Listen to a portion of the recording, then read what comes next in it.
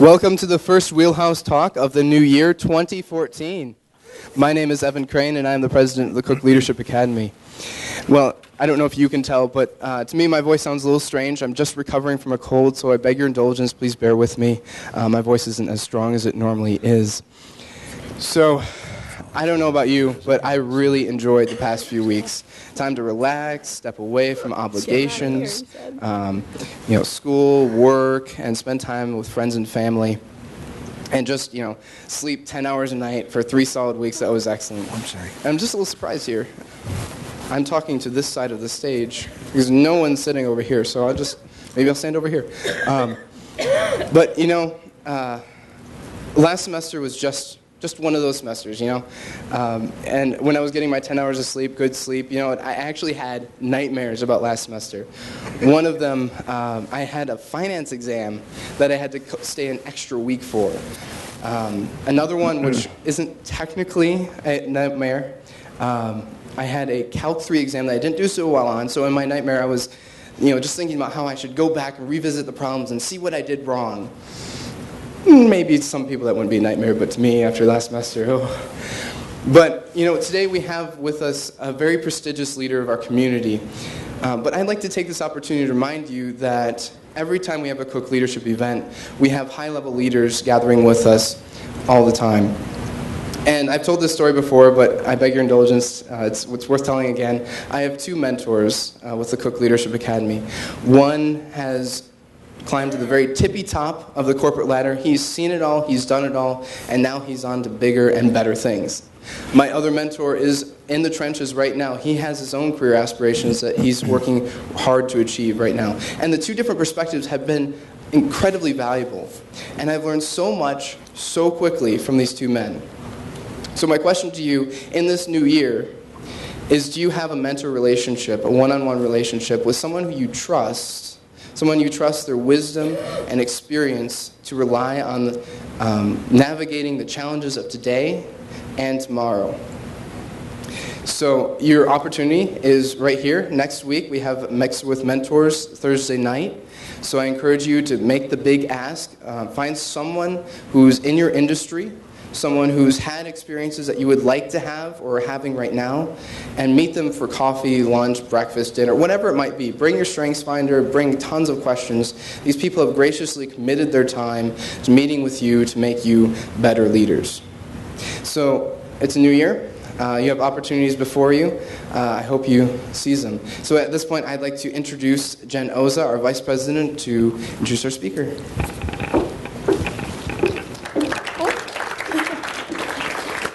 Hello, I'm excited to kick off the new year by introducing our distinguished Wheelhouse Talk speaker, Mayor George Heartwell.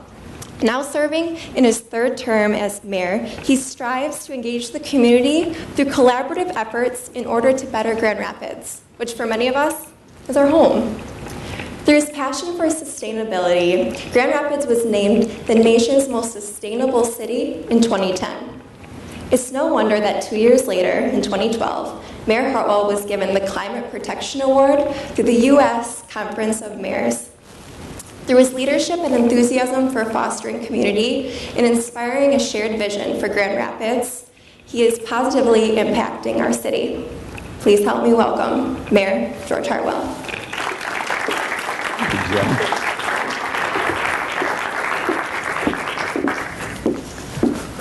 Well, thank you, Jen. What a nice introduction. This is kind of unbalanced, isn't it?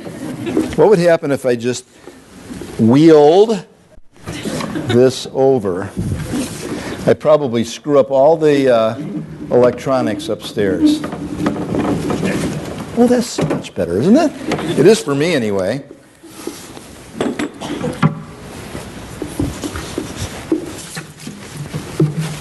Well, good afternoon, everyone. What a delight to be here with you today, and congratulations on making it out and making it here safely. And I've had an opportunity to meet some of the students and some of the mentors, and Evan, I'd join you in your encouragement to both to find mentors and to be mentors. I have important mentors in my own life, and I have been privileged to serve in a mentoring relationship in the lives of others along the way, whether they were students or adults. Adults, that's not the right word. Students or non-students, because students are adults too. So, mentoring is really important. Well, I consider this to be a great privilege to be invited to speak here at this Hauenstein Center Cook Leadership Lecture Series, the Wheelhouse lecture series. First, I'm a great fan. Where did he go? I'm a great fan of Ralph Hauenstein and Peter Cook. Ralph, may he live forever, and it appears that he probably will at this stage. And he wisely got out of town, I understand, for Florida on Saturday and escaped this weather, so good for him. And Peter Cook, both men contributed.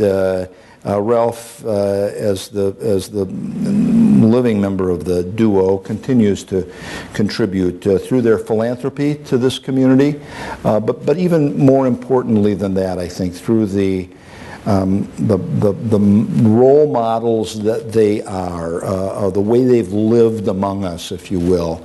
Both men of integrity, men with vision, men with a passion for community, especially this community. So it's a real privilege to be at the Hauenstein Cook series. Secondly, I'm pleased to be here because the partnership between the City of Grand Rapids and Grand Valley State University is an important one to us, and it has been a strong one over the course of the past decade that I've served in as the mayor of Grand Rapids. As I get a chance to travel throughout the country, I find that there are probably few, maybe very few mayors who can count on their local state universities the way that we, the City of Grand Rapids, can count on Grand Valley State. And it's taken many, many different forms, from research to community sustainability planning and implementation, climate change council using the scientists at Grand Valley State, and student interns, and that at any given time. Right now, I believe we have 8 interns in City Hall. We've had as many as 10 at any given time. Mostly graduate students, but some undergraduate students working in everything from communications and developing social media programs for us to writing climate change adaptation plans. It's been a great partnership, and I think that students have benefited, and surely the city has too. And finally, I'm honored to be here this afternoon because I'm talking to students who are preparing for leadership roles. Maybe more accurately, I should say that you are students who are improving on the leadership roles that you're already engaged in. You're already carrying out at the campus, in the university, and well beyond for so many of you. Anyone serious enough to serious enough about leadership to want to learn academically about leadership, to want to improve your own skills and hone and test your own skills, certainly has my attention. So congratulations to you students and to the faculty and to the mentors who are here this afternoon for this great work. What I'd like to do with the time that I've been given is to first give you an overview of my understanding of leadership. What are the most important traits, even maybe universal traits, if you will, of leadership, and traits that the great leaders of history and even of our time have in common. And then next I want to explore where I see leadership headed in the 21st century. What are the key issues that we're facing as leaders? Should leadership of the future be different in some ways from leadership of the past? Do these times demand new forms of leadership? Thirdly, I want to look at what it means, that is, what leadership means in your context, our context. What does it suggest for leaders who will direct businesses, who will run nonprofit organizations, who will serve in local and state and national governments? And then finally, I wanted, this sounds quite ambitious, doesn't it? I hope we can accomplish it. Finally, I want to explore a set of questions with you. And I really want and hope that this part will be interactive with the students, but also with mentors and faculty in the audience. So what I'm going to do is start with the questions so that you can sort of reflect on them in the context of what I'm going to say. There are six questions. There are six kind of sets of questions. First, have you developed your own theory of leadership, a theory that you follow? What does it look like?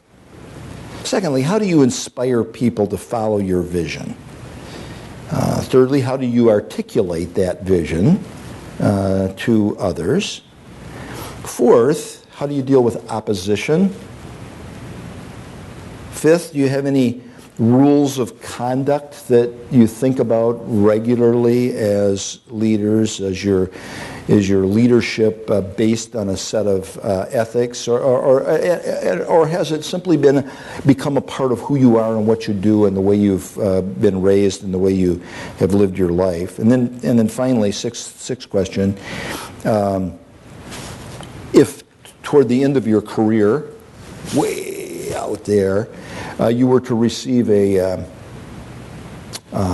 Lifetime Leadership Award, what would you want someone to say about you and your accomplishments as a leader? And it may be kind of interesting, too, to think about who you would want to present that award to you. So, got it? All right. Remember, I'm going to put you all to work in just a little while. So it was my privilege for a number of years to teach leadership at Aquinas College. I directed something called the Community Leadership Institute there, an institute endowed by Kate Pugh Walters. And they actually let me into a classroom without the benefit of a PhD. And gave me the privilege of teaching undergraduate students. I loved looking at the history of leadership, looking at strong leaders and what made them great leaders, and trying to bring that into the classroom. And while I recognize that history may have perhaps papered over some of the faults and foibles and failings of the likes of George Washington and FDR, of Cesar Chavez and Nelson Mandela, of Sojourner Truth and Dorothy Day. The fact is that all these great leaders had some important leadership traits in common. And so here's my top 5 list. You could perhaps have your own top 5, and they might be entirely different from mine. But first of all, a leader must be visionary. Visionary. In the tradition of many indigenous peoples around the world, Native Americans in our own culture perhaps being the most accessible to us, there is a story of the vision bearer, a chosen leader from the community who is prepared to go out into the wilderness, prepared through fasting and ceremony in the community, prepared, and then goes off into the wilderness alone to wait for a vision that will come from beyond himself or herself. The vision quest is typically an ordeal, a trial in which this leader from the community must endure hardship and loneliness and a certain degree of suffering. Eventually, if the leader prevails in the vision quest, a vision is granted. And then, interestingly, never is the vision a selfish one. It's always a vision that's given for the community. The leader returns then to a waiting community and shares the vision. Now, the story could stop right there, but it usually doesn't. Because then the community takes the vision, owns it, you might say, makes it their own through incorporating it into dance or song or some form of ritual. And then ritualistically, whenever the dance or the song is performed, the community remembers, recalls, revisits, and is strengthened by the vision of the leader, even after that leader is long gone. Leaders are visionaries. They see something that isn't obvious on the surface. They look beyond the difficulties of the present, the struggles, the mundaneness, the hopelessness that's all around them. And they see another way, a better way, a different way. They see the way it could be, a vision for a better life for the people that are collected around them, their followers, if you will. I had good intentions and a too late night to go to back to Neihart's book called Black Elk Speaks. But I recommend the book to each of you. Black Elk, a great leader of the Oglala Sioux Nation, his vision captured by John Neihart in this book, and it bears reading by anyone who wishes to be or aspires to be a visionary leader. Okay, now, bearing a vision isn't going to be enough. A good leader must articulate that vision in such a way as to inspire those who will follow. I think inspirational ability and charisma aren't synonymous. Charisma is helpful. Charisma, the innate ability to attract and hold people's attention. Charisma is helpful. But even without charisma, the powerful leader is one who can move people beyond lethargy, beyond pessimism, to act in a way such as to realize the vision. Thirdly, good leaders are also bold. They're visionary, they're articulate, they're bold. The vision bearer often must overcome obstacles to receive the vision in the first place. Think of the story and the ordeal that is the vision quest itself, the sacrifice that's involved. That requires a degree of bravery and endurance and inner strength. Then when the leader returns with the vision or takes the vision out to her company or his city or her NGO, a vision that starts as hers alone or his alone, and the effort is to inspire others to accept that vision. Here's the difficult truth, though. No matter how inspirational the leader may be, there will be those who won't and don't and never will accept the vision. It may be because they have another competing different vision.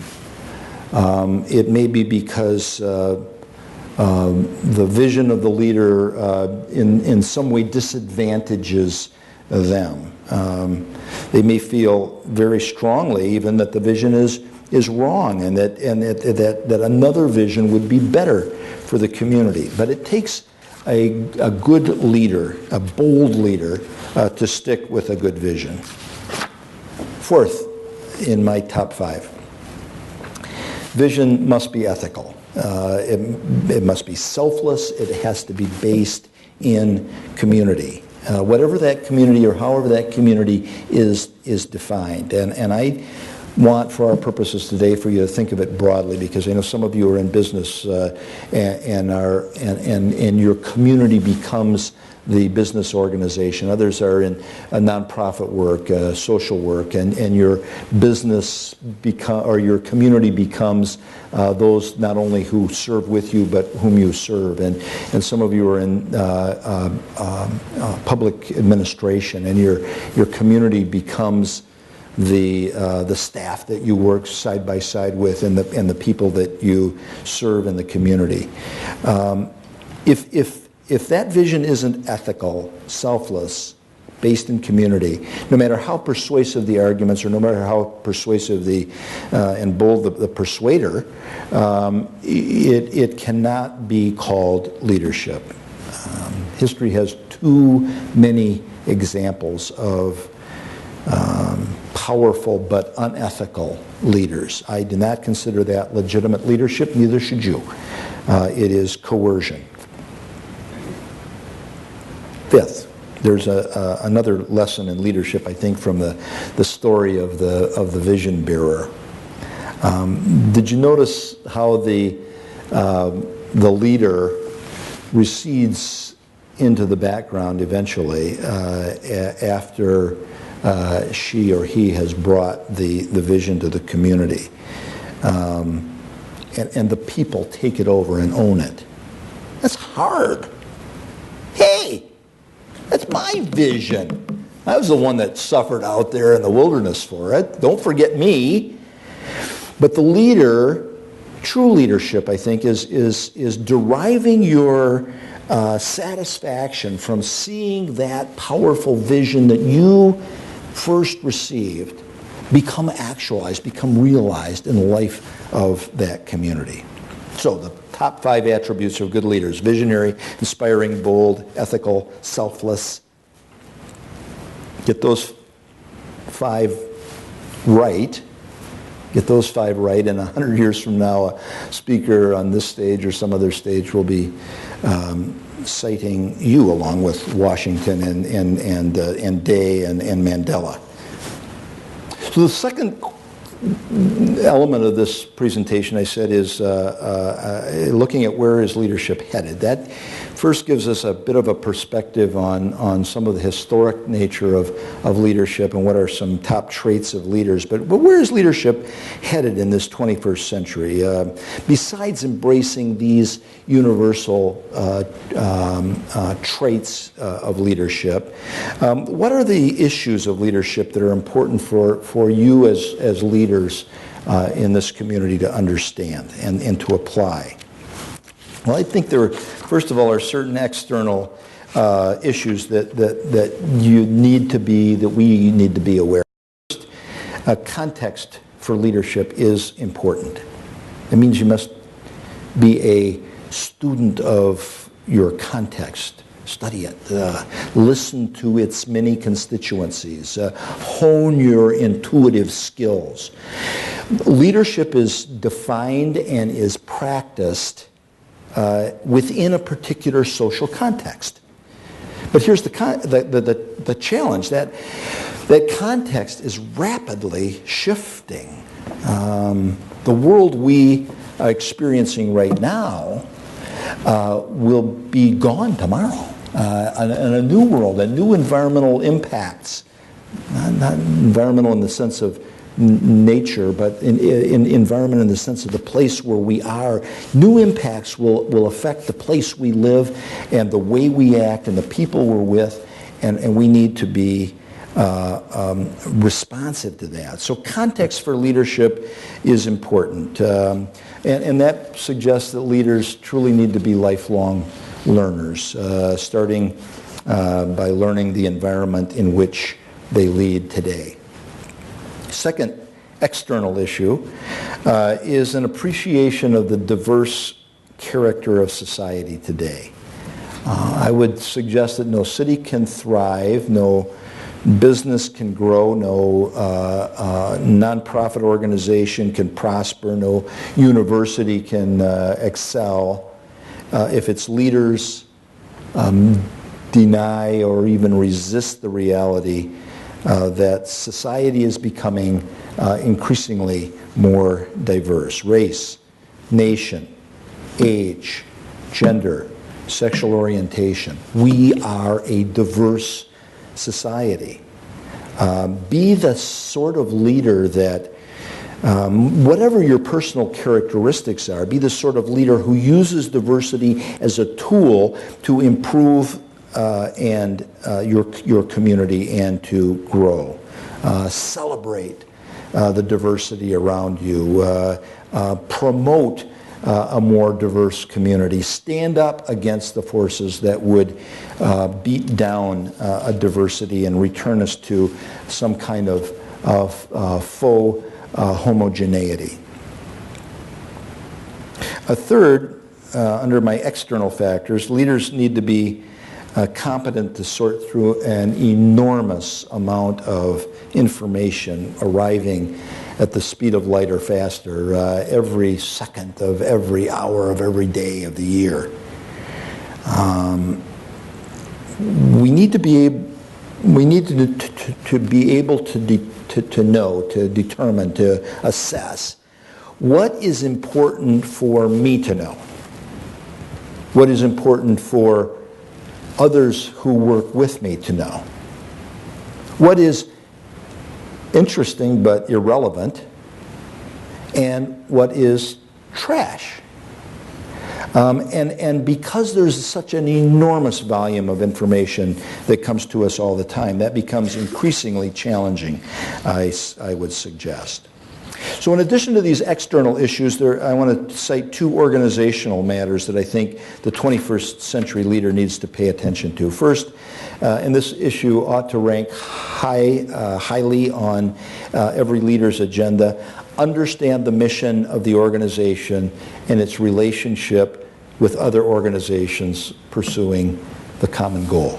Understand the mission of your organization and its relationship with other organizations pursuing common goals. And stay within that mission no matter how attractive the paths that diverge might be.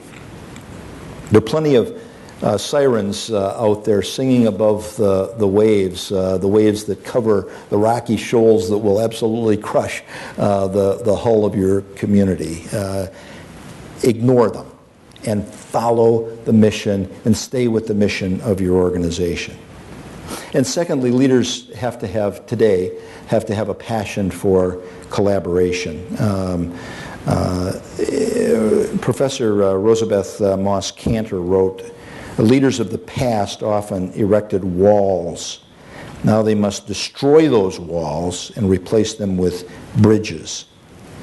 So as much as our society celebrates the rugged individualist, the one who rises above and by herself takes on the world, that day is gone. This is an era of partnerships, of collaborations, of teams, of working together.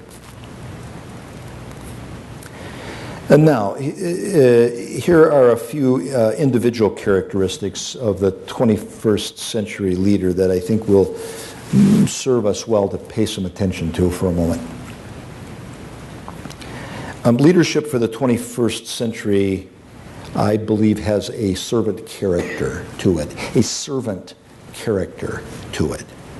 While former models of leadership may have encouraged and society may have encouraged autocratic leadership, leadership from the top down. Today's leaders must lead from within, if not from below. Listen to this quote from C. William Pollard, who was the former chairman of ServiceMaster Corporation, a Fortune 500 firm. Pollard said, "As leaders, we recognize that we are all prisoners of our hope." I like that. We are all prisoners of our hope. Our hope sustains us. Our vision of what could be inspires us and those we lead. In implementing our own vision, we accept the reality that we don't have all the answers. A servant leader's results will be measured beyond the workplace, and the story will be told in the changed lives of others. Servant leadership. A second recognition for today's leader is that the times demand flexibility and creativity. As much as I mean it when I say stick with the mission, you always have to be prepared to test that mission against the changing realities of your time. You need to be flexible, and you need to be creative in carrying out that mission. Again, from Pollard, like bewildered shamans, he said, we perform rituals passed down to us, hoping that they will perform miracles. An approach that worked for one generation doesn't work for another generation. An approach that worked for you last week may not work for you next week. And so flexibility and creativity are critical for the leader. And then to be able to stimulate that creativity among your followers within your community. The third characteristic of today's leaders is the willingness to risk. Measured, thoughtful risk is indeed the only way that change will take place that will make ours a better world, that will make yours a better community. C. Edwards Deming, for the business people in the crowd, was the guru of quality, a genius in corporate management, who developed what we came to know as the quality movement in manufacturing in particular, and then it spilled over into business. One of Deming's 13 principles was remove risk. There was a recognition that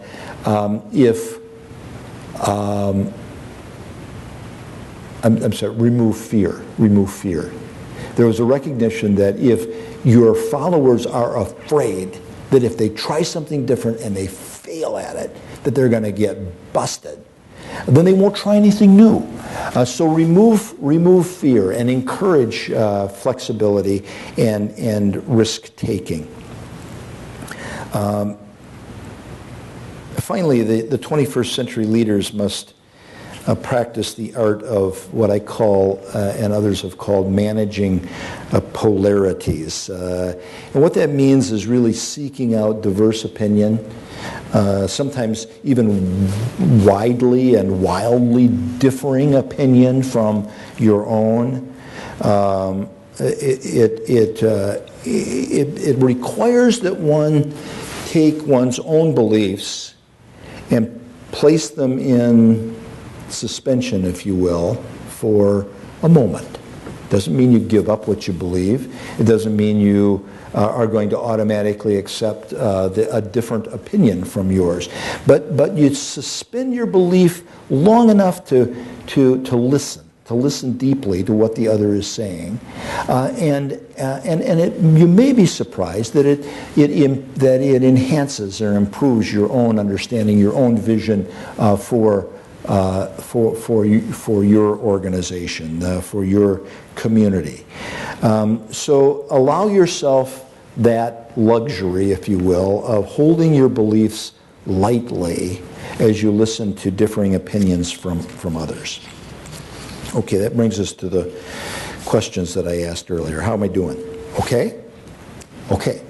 The questions that I asked earlier. What kind of a leader are you? How do you see yourself in some of the top 5, or do you identify some of your own strengths in the list of traits that and issues that I described as facing a modern leader? So let me start with, if I may, the theory of leadership question. Let me first explain what I mean when I say a theory of leadership. I consider myself to be a consensus leader. I practice a theory of leadership that engages me at a point of relative equality with those I lead in seeking solutions or looking for directions.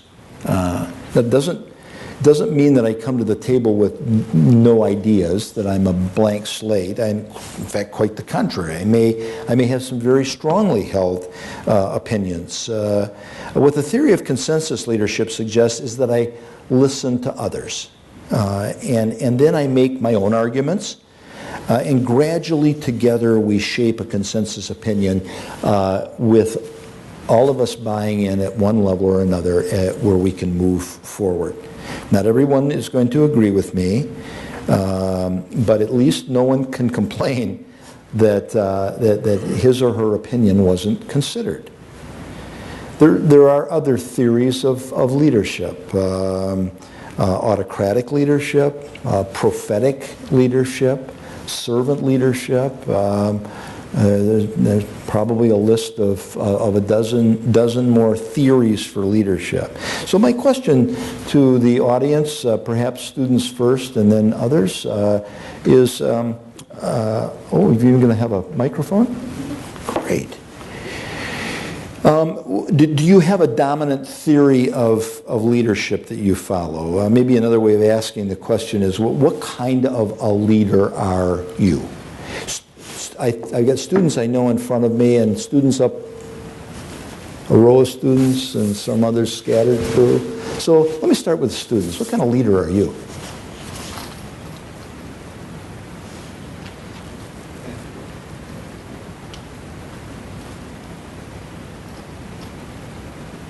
Is there a theory that you found? Thank you. Hi, Kyla Cieslak. Kyla. I guess I found in my experience that it kind of changed with the stance of the peers as well, because at first in an organization I was a leader and it definitely needed more development, so it was more of me coming in with ideas at first and then going forward with them just to get the ball rolling, and then as soon as like the environment was more I guess as in like a consensus theory, it kind of evolved into that, and that's kind of where I left it. So it definitely changed for me in my views of leadership in my own position, where I'm still developing a theory, but it definitely was a learning experience. Yeah. That's great. Well, thank you, Kyla. And the other thing that points out is that in the life of a community or the life of an organization, from time to time, different types of leadership are necessary. And there are times, I think, even today, as a consensus leader, where I know I have to be autocratic. If there are times in which I'm going to have to say, no, this is the direction that we're going. I'm going to pray that I'm right. But at different times in the life of the organization, different kinds of leadership, and maybe different leaders are needed. So that's very helpful. Thank you. Other thoughts on this style of leadership? Bob Israel. Yeah, as far as my leadership thoughts after listening to you, I think that you brought out very valid points. However, there's a age-old point, which is sustained, controlled leadership, which means that leadership does not go quickly. Leadership takes a step at a time, it looks back, and it has the vision forward. This comes from Buddha. Of course, he spent a lot of time by the creek. So, so did I. Anyway, the long-term leadership that would get you to number 6, which would be an award, in my relationship to all of the things I've ever done, has always been to try to have a sustained, controlled leadership. So Bob, thank you. That also suggests that leadership must be patient, not only bold but patient. And those two things are sometimes at war with one another. But it's the patience and maybe perseverance is a better word than patience. It's perseverance through ups and downs, through trials and tribulations, through good times and bad times. It's staying focused on the vision, knowing it's a good vision, and persisting long after others might have thrown up their hands and said, it's not worth it. Thank you. Thank you. Any other thoughts? Yes, right here. You'll be next.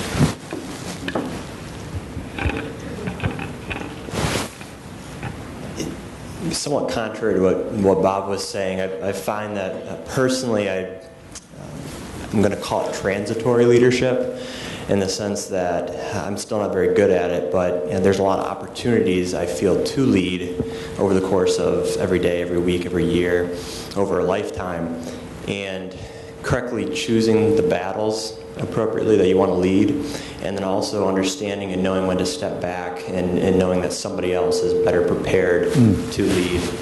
And I'm going to call that transitory leadership, and knowing that I'm not always going to be the one in the driver's seat. Still working on it. Yeah, good. Thank you. That is very helpful. I'm glad you didn't finish that by saying I've decided I'm going to run for mayor and it's time for you to step aside, Heartwell. No, I think that's important and not necessarily contradictory, but it's knowing, what is that moment when it's right to let go and let somebody else step in and take the organization, take the community to the next level. It's hard to do. I'm a witness to that. Yes?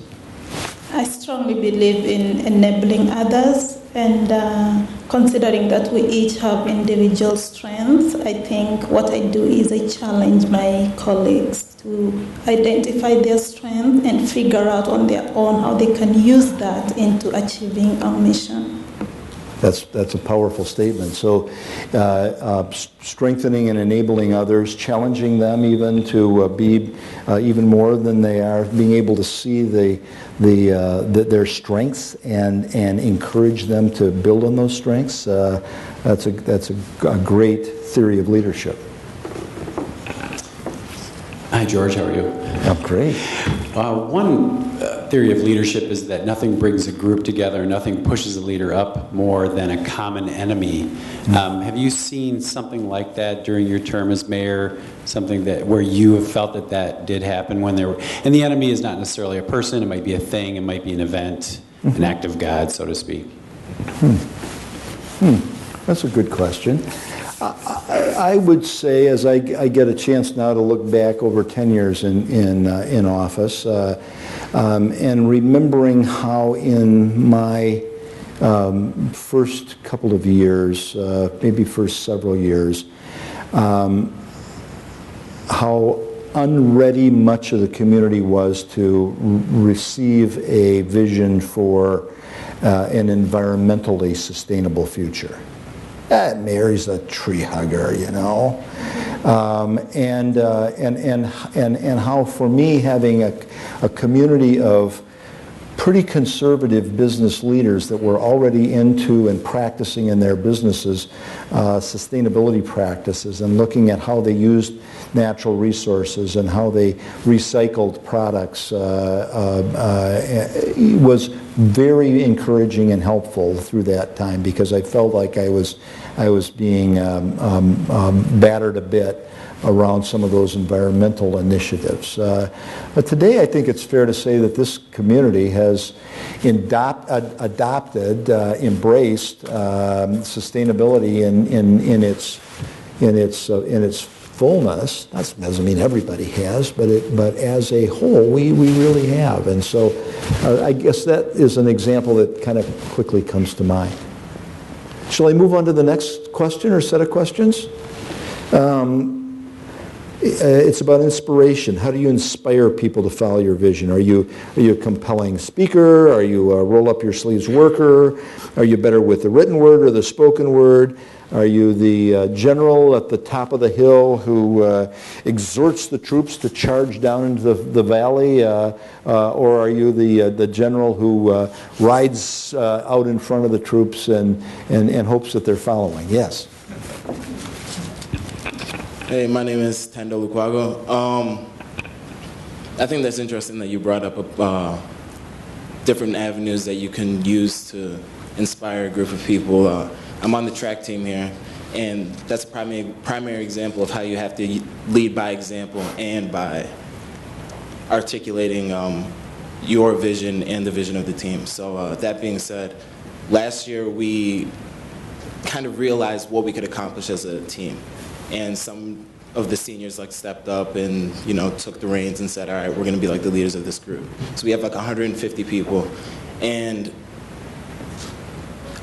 never having been in the situation, we brought the whole group together and we literally sat down and just articulated what we wanted to do and what we wanted to accomplish through this season. And on top of that, we also have to put in the work and lead by example. So I would say that me, amongst the other leaders in my organization, we definitely lead through example primarily, but we articulate everything that we want to say. So it's a real balance, isn't it, then? To, on the one hand, to be able to articulate that powerful vision, but most importantly, to be able to practice it. Maybe most importantly, to be able to practice it and show by your actions that match your words. Thank you. Other thoughts on this? How do you inspire people to follow your vision? Yes, right down here.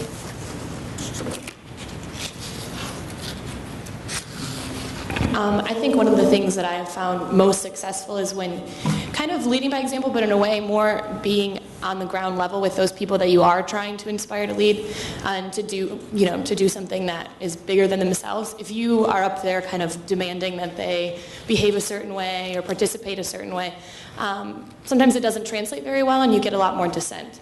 I find that when you are on the same level and you feel comfortable with those people and you can have those conversations and you are doing the same work that they're doing, not only are you more effective, but you have a better, I guess, a team camaraderie and a group mission. Sure, right on. Thank you. Thank you. Great statement. Others? The way that I always do it is I always look at gratitude and praise.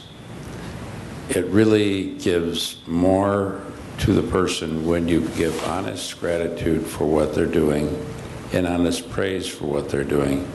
Most people think it's money, but we really do reflect very well when we know that we've done a good job and several people come around us and say, wow, that really looks good, or you really are helping others, or you're stepping out of the box.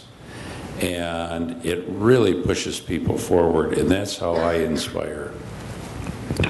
Yeah, there's a one other aspect to that I think is important is celebrating with your community the successes that you have, and giving people a chance to feel good about what they've accomplished together as a community. So thank you for that, Bob. Any other? George, I think it's a matter of trust, and I think that's something you're particularly good at, and I think it challenges us the larger the group is that we're leading. So even in my case, I've over 700 employees. How do you build the trust with 700 people? Yeah. To go the same direction, but I think it comes when they know I'm vulnerable. Okay. When they have an opportunity to actually interact with me, which gets to be harder and harder as the numbers grow, when there's an authenticity, but minus trust. I don't know that the following happens with the same energy, and at times when it is just difficult to go forward together, but with trust you do. Hang on to the microphone a second. Talk a little bit more about vulnerability, because I think that deserves a little exploration. Sometimes I think as leaders we believe we have to present as invincible, and that somehow we are strong and there's not a niche in the armor or a glitch in our behavior. I believe we all have those moments, and when we share them with our followers and they actually can transparently see our vulnerability and where we've had a moment of weakness or struggled, we become more real and we're easier to build a relationship with. That is such an important concept, and it generally is something that is hard for most leaders to do. To be that vulnerable, accessible, emotionally, especially. Thank you for that, sharing that.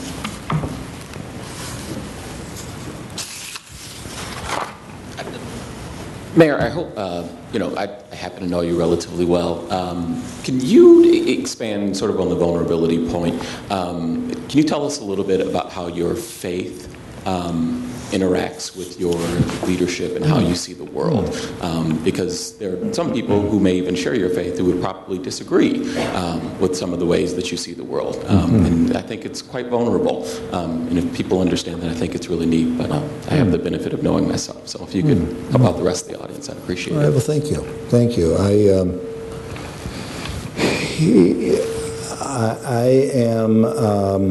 I'm a Christian. I'm an ordained minister in the United Church of Christ.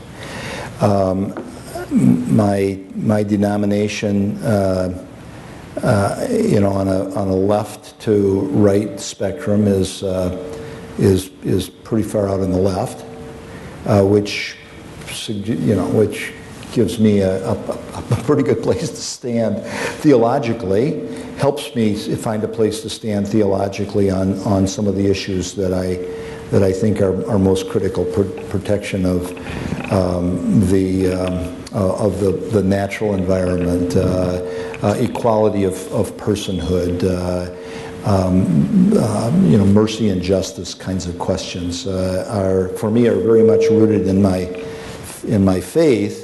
But at the same time, I think that I blanch at what some politicians do with faith, using it as a cudgel to beat others into submission. I think if one's faith values are reflected in the way one lives and the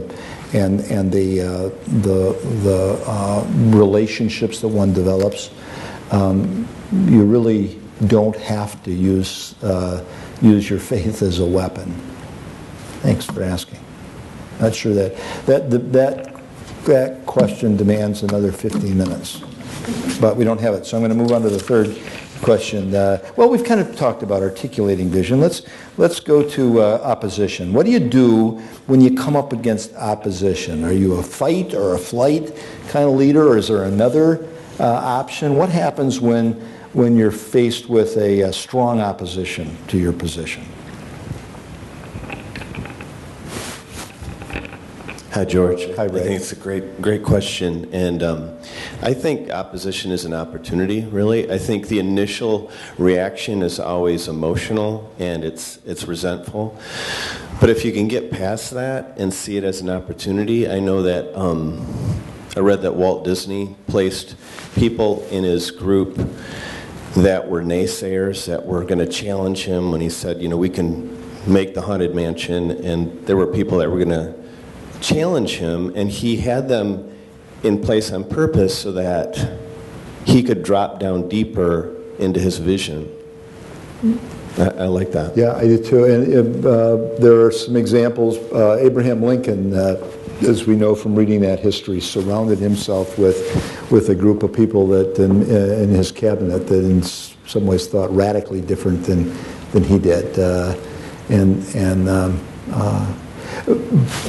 But your other point is that it demands then that we get over the personalizing of some of that opposition. I too easily read opposition as a challenge to my personhood. Hey, wait a minute, I believe this strongly, so you're saying that I'm bad somehow. And so depersonalizing that opposition so that you can really address it head on and objectively instead of more subjectively. Thank you. Other thoughts? Opposition? You don't know anything about opposition. I got a lot of opposition. First thing, when I have opposition, I say to myself, do not be desperate. A delay is part of the plan to be.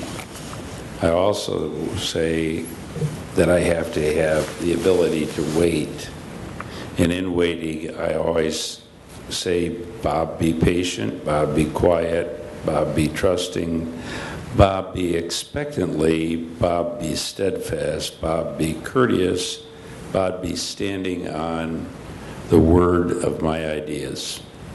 And when I put myself in that, I go back to say, do not be desperate. Mm-hmm. Other thoughts on opposition and how you approach those who would oppose you? Yes. I think sometimes, I've learned, especially in this last year, a lot of times opposition is just about a mismatching of goals. So I might have a goal to accomplish something, and I might come up against someone who has a different goal, but until I actually just sit down with them or pick up the phone and find out what their goal is, when we actually look at what we're both trying to achieve, it might not be so far off. But just taking that first, at first glance of saying, oh, this person doesn't agree with me, they might be closer than you think, but it's just the approach or the way that they're trying to get there. So I think there's so many more shared wins out there that we're just not aware of because we're not sitting down and asking the question about where we're really going to. So, before you just instantly think, oh, this can't work. Maybe it can, but it just takes a little more communication to get there. That's such a great point. And our first instinct is to, right? And instead of finding a way to sit down and talk, it's hard sometimes to talk with someone who holds a very different opinion from ours because it gets emotionally charged. Yeah. Well, we got 5 minutes, so let's go to the last question. The Lifetime Achievement Award. What do you want the presenter to say about you?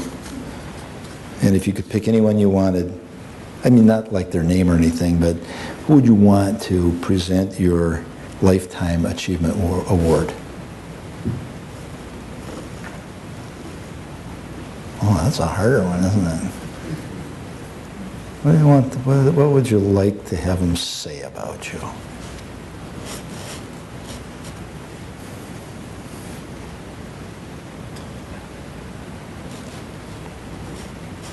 Probably we should have just left them. I got way too much to say.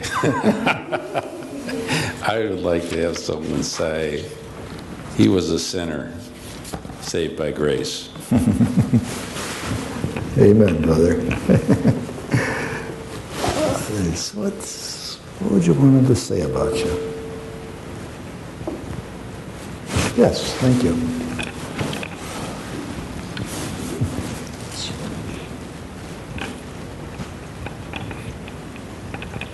Well, this past week I was reading the Times article about the Pope, and in no ways am I saying I'm like the Pope, but I'm sure I really would love to be known for my compassion and mercy, I guess. Just reading about the Pope and how many people really just love him, but he's so humble and compassionate towards people. That would be amazing, but I'm not like the Pope, so I have a long ways to go. As for who would present it, oh, the Pope would be sweet. Yeah, why not? So I'm not really sure about that. Yeah. Compassion. Merciful. Thank you. Others, what would you be most honored to have someone say about you? My mine would certainly have something to do with integrity and compassion as well.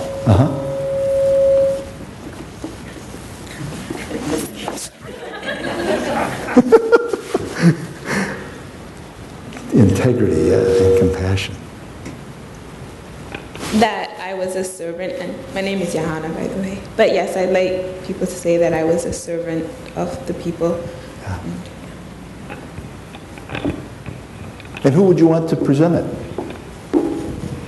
If I have children by that time, maybe one of my kids or someone in the community who I really touched. Someone that you served. Yeah. That's nice. Others? Anyone else want to share a final thought on this?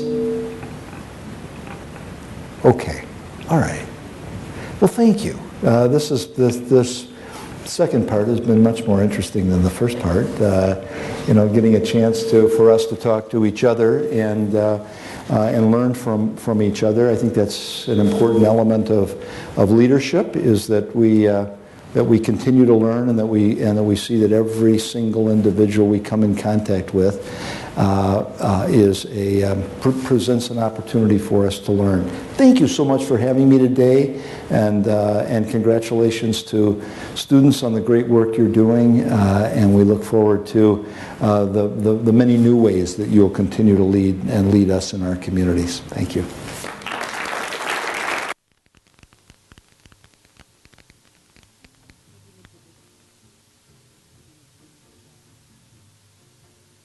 A Hauenstein Center swag bag.